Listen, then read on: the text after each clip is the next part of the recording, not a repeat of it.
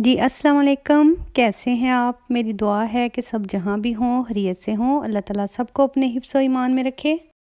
बच्चों को थोड़ी देर पहले स्कूल से छुट्टियां हो चुकी हैं, लेकिन अब हस्बैंड ने भी ऑफिस से 2 वीक्स के लिए ऑफ़ लिया है।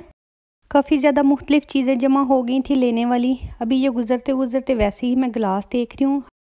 गैस का सिलेंडर ख़त्म हो गया है, अकमल वो लेने गए हैं, तो मैं अपनी साइड पे आ गई हूँ। यहाँ से छोटी मोटी चीज़ें लेनी थी। कुछ चीज़ें यहाँ पे ऑफ़र पे भी लगी हुई हैं, लेकिन अभी मुझे इनकी ज़रूरत नहीं। इनमें से अक्सर चीज़ें मेरे पास हैं, वो भी मैंने इसी तरह से ऑफ़र पे ली हुई हैं, क्योंकि ये दुकान अक्सर ही चीज़ों को सेल पे लगाती रहती है। 2 से 3 वीक्स गुज़रते हैं तो कोई ना कोई चीज़ सेल पे आ जाती है। यहाँ से अपने लिए मुझे स्पैचुलर चाहिए था, और इसके अलावा अपनी पुप्पो के लिए मुझे चाहिए था आइसक्रीम डालने वाला चम्मच। वो चम्मच शायद पाकिस्तान से मिल जाते हों। पिछली दफ़ा इतनी अजीब बात हुई कि मैं उनके घर गई, उन्होंने हमारे खाने के लिए आइसक्रीम रखी, मैं चम्मच से डालने लगी तो वो चम्मच ही मुझसे टूट गया।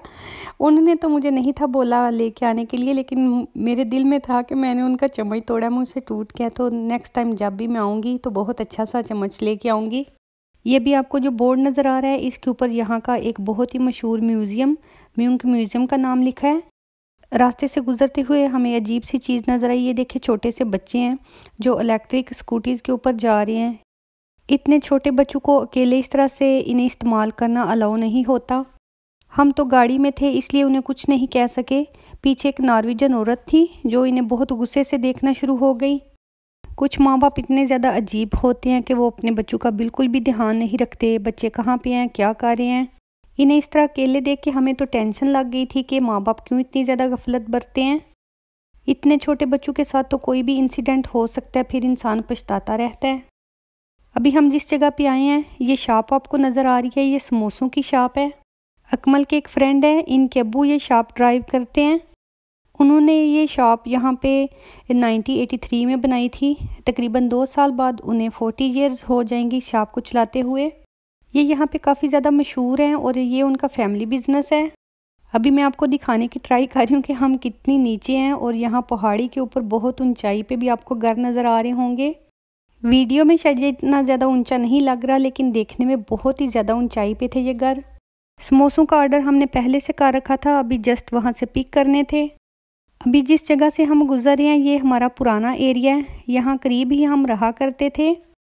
घर तो यहाँ से 2-4 गलियाँ छोड़ के था, लेकिन मैं चलते चलते वॉक करते हुए यहाँ तक अक्सर आ जाती थी। मेरी राइट साइड पे यहाँ हॉर्स रेस के लिए लेन बनी हुई थी। बहुत से लोग अपने हॉर्सेस यहाँ पे लेके आते हैं और उनकी रेस कराते हैं। और अभी जिस शॉप पे आए हैं इसका नाम तेंज है, ये भी मेरे हस्बैंड के फ्रेंड है, उनकी ये ज़ाती शॉप है। इस शॉप से तो हम इतने करीब रहते थे कि जस्ट चल के 5 मिनट लगते थे। यहाँ से हमें सारा देसी फूड मिल जाता है, आटा, दालें, चावल, सब्जियाँ, इसके अलावा हलाल चिकन वगैरह। घर में ऑयल ख़त्म था तो मैंने 2 कैन ले लिए। ऑयल मैं अक्सर इकट्ठा ही ले लेती हूँ, क्योंकि ये इस तरह की चीज़ होती है एकदम से अचानक से ख़त्म हो जाए तो फिर टेंशन बन जाती है। इस तरह काफ़ी महीने निकाल जाते हैं अगर इकट्ठे लेके रखें तो। ये सब्ज़ चाय की पत्ती है, पहले यहाँ से कम मिला करती थी, अब प्रॉपर तरीके से आना शुरू हो गई है। सब्ज़ चाय मतलब कश्मीरी चाय की पत्ती, हम तो सब्ज़ चाय ही बोलते हैं। इसके अलावा ये सारे देखिए मसाला जात, हर किस्म की आइटम यहाँ से मिलती है। कुछ चीज़ें तो पाकिस्तान से आती हैं, लेकिन कुछ चीज़ें यहाँ इंग्लैंड से इंपोर्ट की जाती हैं। तकरीबन सारी ही चीज़ें मिलती हैं। इस दुकान का ये फ़ायदा होता है, अगर एक दफ़ा आ जाए तो कोई चीज़ जो ना भी लेनी हो या भूल चुकी हो वो भी याद आ जाती है। इस सेक्शन से बस मुझे हलाल चिकन ही चाहिए था, बाकी कुछ चीज़ें घर में हैं, फिर इंशाल्लाह कभी नेक्स्ट टाइम ले लेंगे। एक तो चीज़ें खरीदने पे काफ़ी ज़्यादा टाइम लग जाता है, उसके बाद समेटने में सबसे ज़्यादा टाइम लगता है। आते ही सबसे पहले चिकन को ठिकाने लगाया क्योंकि वो फ्रीज़ था। ये जो समोसे लेके आए हैं, कुछ गेस्ट आने हैं, इनमें से थोड़े इस्तेमाल हो जाएंगे, बकाया मैं फ्रीज़ कर दूँगी। अभी थोड़े से गर्म है, ठंडे हो लें तो फिर मैं इन्हें फ्रीज़ करूँगी। ये गर्मा गर्म थी, इनकी खुशबू इतनी ज़्यादा अच्छी थी कि जब हमने पिक किए उसी टाइम मैंने और मेरे हस्बैंड ने एक एक खा लिया। अभी ये मैं आपको खोल के दिखाती हूँ, इस तरह से फिलिंग होती है इनके अंदर।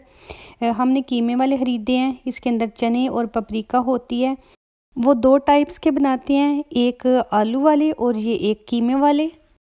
चीज़ें समेटी, उसके बाद थोड़ी रेस्ट की क्योंकि हम सुबह से बाहर निकले हुए थे, काफ़ी थक चुकी थी, अब शाम होने वाली है। किचन में आई हूँ, शील्ड्स को नीचे किया है ताकि थोड़ी सी रोशनी अंदर आए। आजकल मौसम बस ऐसे ही जा रहा है, कभी बारिश हो जाती है, कभी बादल छाए रहते हैं और कभी धूप ही निकल आती है। शेल्फ्स वगैरह की क्लीनिंग की है, यहाँ पे जो डस्ट होती है उसे साफ़ किया है। मेरे हस्बैंड के फैमिली फ्रेंड ने आना है। काफ़ी मशीन को मैंने अच्छी तरह से धोया, बाकी भी डस्ट साफ़ की है क्योंकि वो काफ़ी पीने वाले लोग हैं। अभी टाइम हो रहा है खाना पकाने का। मैं सो भी गई थी लेकिन फिर भी थकन महसूस हो रही है। कभी कभी ऐसा भी होता है कि बंदा सो जाए तो ज़्यादा थकन शायद फील होती है। मसर दाल में मैंने नमक, मिर्चें, हल्दी, थोड़ा सा ज़ीरा और साथ में लहसुन डाल के इसे अच्छी तरह से बॉईल कर लिया है। अब मैंने दूध ऐड किया है क्योंकि इससे जो दाल का कलर है अच्छा आ जाता है। दाल में लहसुन मैं साबुत ही ऐड करती हूँ, मुझे उस तरह से ज़्यादा अच्छा लगता है। अब प्याज को बारीक बारीक काट लिया है, उसको थोड़ा सा कलर दिया है, साथ ही मैंने अदरक ऐड कर दिया है। तड़का ऐड करने के बाद मैंने दाल को उतना बॉईल किया जितनी कि मुझे गाढ़ी चाहिए थी। अब कटा हुआ हरा धनिया डाल दिया। धनिया डालने के बाद भी मैं दाल को 1-2 मिनट ज़रूर पकाती हूँ क्योंकि इससे धनिया थोड़ा नरम हो जाता है। मेरे बच्चों को धनिया इतना पसंद नहीं। दाल तैयार हो गई है, चावल मैंने भिगो दिए हैं। साथ ही मैं सिनेमन रोल कह लें या सिनेमन नाट्स बनाने लगी हूँ।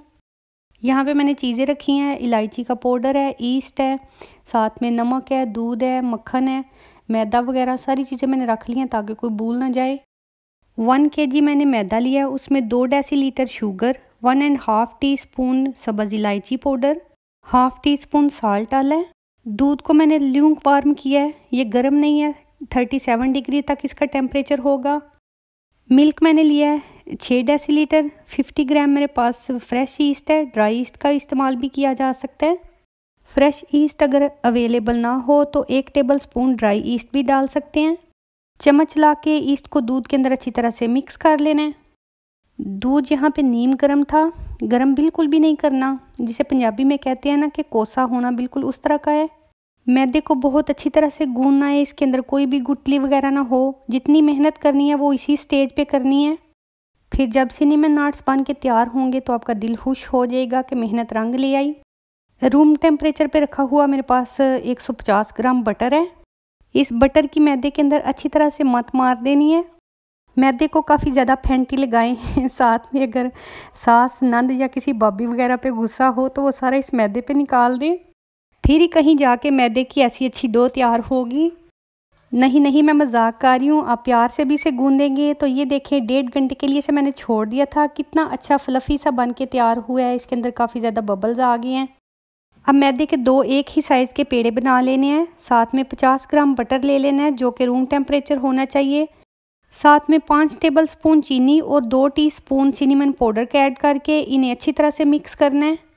बटर, चीनी और सिनेमन पाउडर मिक्स होने के बाद इस शक्ल में आ जाए तो इसे एक साइड पे रख लेना है और एक पेड़े को लेके उसकी बड़ी सी रोटी बेल लेनी है।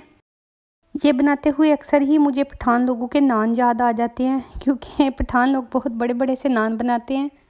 बटर, चीनी और सिनेमन पाउडर का जो बैटर बनाया था वो अच्छी तरह से लगा लेना है। हाथ की मदद से इसे इस तरह फैलाना है कि ये किनारों तक लग जाए, कोई भी जगह खाली नहीं रहनी चाहिए। उसके बाद एक किनारे से उठा के दूसरे किनारे तक इसे फोल्ड कर देना है ताकि ये डबल हो जाए। फिर पिज़्ज़ा कटर से 1 इंच चौड़ाई में इसकी लंबी लंबी पट्टियाँ काट लेनी है। पिज़्ज़ा कटर अगर अवेलेबल ना भी हो तो छुरी से भी काटी जा सकती हैं। उसके बाद एक एक पट्टी को पकड़ते जाएंगे, उसे थोड़ा सा रोल करेंगे ताकि इसके अंदर बल से आ जाएं। फिर हाथ के ऊपर ही इस तरह घुमा के इसकी नाट बना लेनी है। जो एंड वाला हिस्सा है वो अंदर की तरफ दबा देना है। सिनेमन रोल्स बनाने के बजाय मुझे सिनेमन नाट्स बनाना ज़्यादा अच्छी लगती हैं, इसलिए मैं ज़्यादातर यही बनाती हूँ। अगर ये छोटे बड़े साइज़ की बन जाए तो कोई इशू नहीं। जो बड़े पीसेस थे उनकी तो मैंने एक एक ही बनाई है और जो छोटे थे 2 जोड़ के मैंने उनकी एक बना ली है। जो थोड़े छोटे साइज़ के बने वो बच्चे खा सकते हैं और बड़े साइज़ के बड़े इस्तेमाल कर सकते हैं। ये नाट्स बनाने के बाद भी इन्हें खमीर होने के लिए रख देना है। जब अच्छी तरह से फूल जाएं फिर ही इन्हें बेक करेंगे। दाल के साथ वाइट चावल बनाने थे वो पका रही हूँ। इन्हें किसी प्लास्टिक से कवर करके भी खमीर होने के लिए रख सकते हैं या किचन टॉवल का भी इस्तेमाल किया जा सकता है। मैंने वैसे इनके ऊपर कुछ भी नहीं डाला, 15-20 मिनट के लिए ऐसे ही छोड़ दिया क्योंकि इनके अंदर काफ़ी ज़्यादा बटर होता है, इसलिए ये बिल्कुल भी सूखते नहीं। ओवन को प्री हीट होने के लिए मैंने 225 डिग्री पे खोल दिया है। चावल पक के तैयार होने वाले हैं। जो ही ये दम पे जाएंगे फिर मैं सिनेमन नाट्स को बेक कर लूँगी। एक अंडे को अच्छी तरह से फेंट लेना है। जो इसके ऊपर लगाने के काम आएगा। इसको ब्रश से भी लगा सकते हैं, लेकिन मैं पेपर का इस्तेमाल कर रही हूँ। अंडा लगाने से इनके ऊपर अच्छी सी शाइन आती है। चाहें तो ना भी लगाएं, वैसे भी बेक हो जाते हैं। 12 मिनट में ये काफ़ी अच्छी तरह से बेक हो जाते हैं, लेकिन कभी कभार एक आध मिनट ऊपर नीचे भी हो सकता है। वो डिपेंड करता है कि ओवन का टेम्परेचर किस तरह से है। थोड़ी देर ठंडे होने के लिए रख दिया था इन्हें मैंने। ये देखिए माशाल्लाह से कितनी अच्छी तरह से बेक हुए हैं। इनका कलर भी बहुत ज़्यादा अच्छा आया है। दोनों साइड से इनका कलर एक जैसा ब्राउन हुआ है। अभी एक मैं आपको तोड़ के भी दिखाती हूँ। इसके अंदर की जाली भी माशाल्लाह से बहुत ज़्यादा अच्छी बनी है। ये पक भी अच्छी तरह से चुके हैं और बहुत ज़्यादा सॉफ्ट बने हैं। इन्हें बनाने में थोड़ी सी मेहनत तो लगती है, लेकिन जब बन के तैयार हो जाते हैं फिर खुशी होती है कि घर में बहुत अच्छी सी चीज़ तैयार हो गई है। एयर टाइट डिब्बे में डाल के काफ़ी दिन तक फ्रिज में भी रख सकते हैं। चाहें तो इन्हें फ्रीज़ भी कर लें। फ्रीज़र से निकालने के बाद माइक्रो में गर्म करके चाय या कॉफ़ी के साथ कभी भी इस्तेमाल किए जा सकते हैं। बस जी, तो यहीं तक थी आज की वीडियो। मिलते हैं नेक्स्ट व्लॉग में। अल्लाह हाफिज़।